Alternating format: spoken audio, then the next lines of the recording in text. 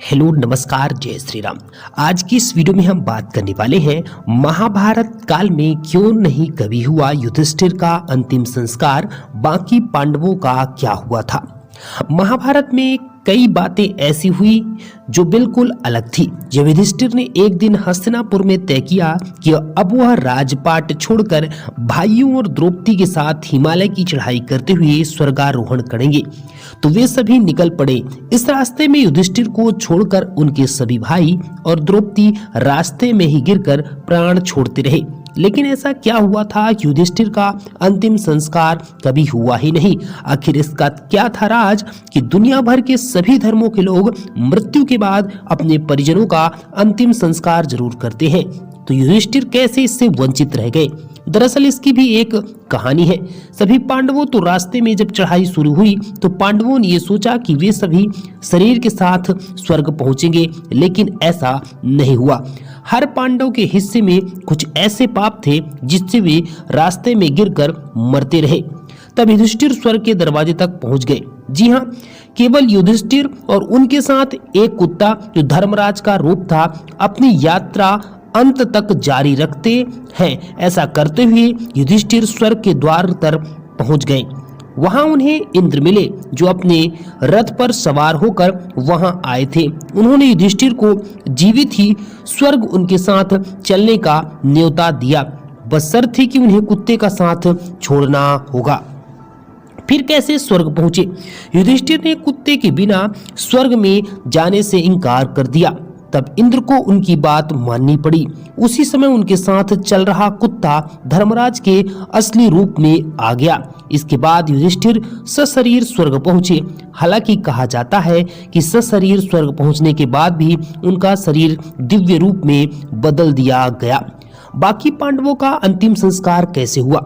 चूंकि युधिष्ठिर ने सशरीर स्वर्ग में प्रवेश किया था, उनकी मृत्यु कभी हुई ही नहीं, लिहाजा उनका अंतिम संस्कार भी नहीं हुआ। इस लिहाजे से देखें तो वह अकेले ऐसे शख्स थे जिनकी मृत्यु पृथ्वी पर नहीं हुई। इसी वजह से उनका अंतिम संस्कार भी कभी नहीं हुआ।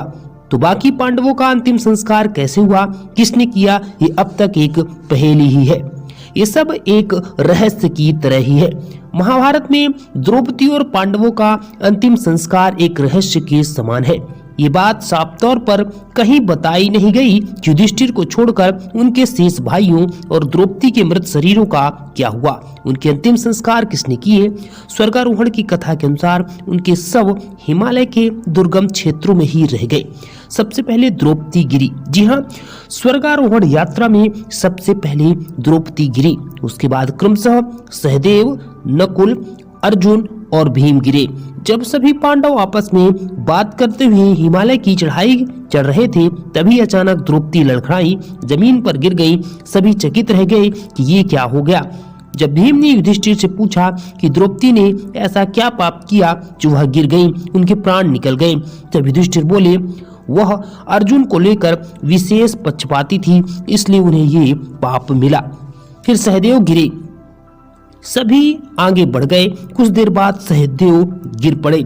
तब भीम ने माद्रीपुत्र सहदेव के अंदर तो न किसी तरह का घमंड था, न ही उसने कभी हम लोगों की सेवा में कोई कोताही की, तो फिर वो गिर कैसे गया। युधिष्ठिर ने जवाब दिया कि सहदेव का पाप ये था कि वे सोचते थे कि उनसे अधिक बुद्धिमान और कोई नहीं है। अब बारी नकुल के गिरने की थी। इसके बाद नकुल गिरे। भीम ने फिर सवाल किया कि हमारा ये भाई तो कभी धर्म से अलग नहीं हुआ, हमेशा हमारी आज्ञा का पालन किया, फिर वो क्यों गिरे। अब युधिष्ठिर ने जवाब दिया नकुल सोचते थे कि उनके जैसा रूपवान कोई नहीं है, इसी वजह से नकुल को अपने कर्मों का फल मिला। फिर अर्जुन ने भी प्राण छोड़ा। सभी बचे पांडव शोकाकुल थे। सभी को लग रहा था कि पता नहीं कब किसका नंबर आ जाए। अब तो केवल युधिष्ठिर, अर्जुन और भीम ही बचे थे।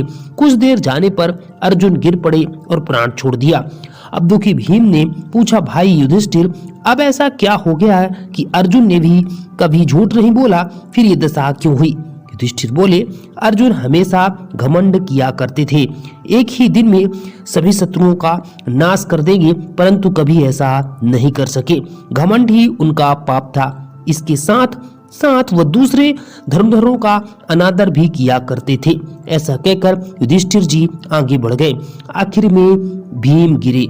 जब भीम भी जमीन पर गिर पड़े, गिरते गिरते बड़े भाई से पूछा, महाराज मैं भी गिर पड़ा हूँ, मैं हमेशा आपका प्रिय रहा, आखिर मेरी ये हालात क्यों हो गई?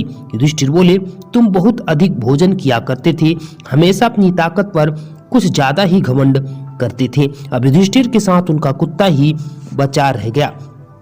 तो किसने किया पांडवों का अंतिम संस्कार? चूंकि युधिष्ठिर को छोड़कर बाकी पांडव भाइयों और द्रौपदी के शरीर बर्फ से ढके हिमालय पर गिरे, इसलिए यह संकेत मिलता है कि उनके शरीर वही प्रकृति के हाथों में रह गए। धार्मिक दृष्टि से यह माना जाता है कि हिमालय जैसी पवित्र भूमि में उनकी मृत्यु ही उनके अंतिम संस्कार के बराबर थी।